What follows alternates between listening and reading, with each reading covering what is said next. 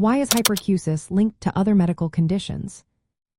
Have you ever wondered why hyperacusis, a condition where everyday sounds seem unbearably loud, is often linked to other medical issues? This connection can be quite complex and interesting. Hyperacusis arises from abnormal loudness perception, meaning that sounds most people find tolerable can feel painful or overwhelming. This heightened sensitivity can stem from various underlying health problems that affect how our auditory system or nervous system processes sound. Several medical conditions are commonly associated with hyperacusis, which sheds light on its links to other health issues. First, hearing-related disorders play a significant role. For instance, exposure to loud noises, like those at concerts or workplaces, can damage the cochlea, the inner part of the ear. This damage can lead to hyperacusis. Another condition, tinnitus, which involves hearing ringing or buzzing sounds without an external source, frequently co-occurs with hyperacusis.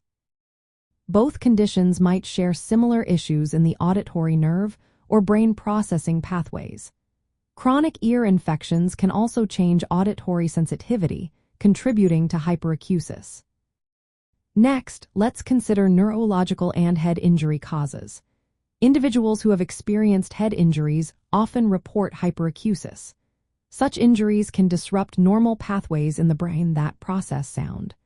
Additionally, neurological disorders can lead to abnormal sound sensitivity due to damage in central auditory pathways. Autoimmune and systemic conditions are another area of concern. Disorders that affect the ear or nervous system can cause inflammation or damage to auditory structures, leading to hyperacusis. Some systemic illnesses, like Lyme disease or migraines, have also been linked to this condition. Treating these underlying health issues may help alleviate hyperacusis symptoms. Developmental and behavioral conditions also show a notable connection. Hyperacusis is more common in individuals with autism spectrum disorder. Studies suggest that up to 40% of children with autism experience hyperacusis, likely due to differences in how their brains process sensory information. Behavioral health issues, including anxiety related to sound, can both result from and worsen hyperacusis, creating a complex relationship between emotional and auditory factors. Lastly, certain medications or surgical interventions affecting the ear or nervous system can trigger hyperacusis as a side effect. Because hyperacusis can result from damage or dysfunction at various points along the auditory pathway, it often appears alongside other medical conditions that impact these areas.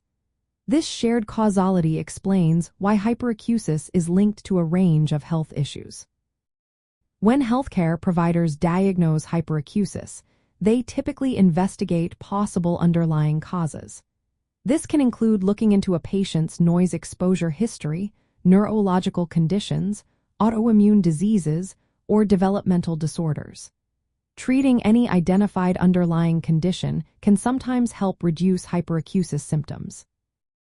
If no clear cause is found, management usually involves sound therapy and counseling to help patients gradually tolerate everyday sounds again. Understanding these connections is crucial for individuals with hyperacusis and their healthcare teams. A thorough evaluation and appropriate treatment can significantly improve the quality of life for those affected. Always remember, consulting with healthcare professionals is essential for personalized advice and treatment options.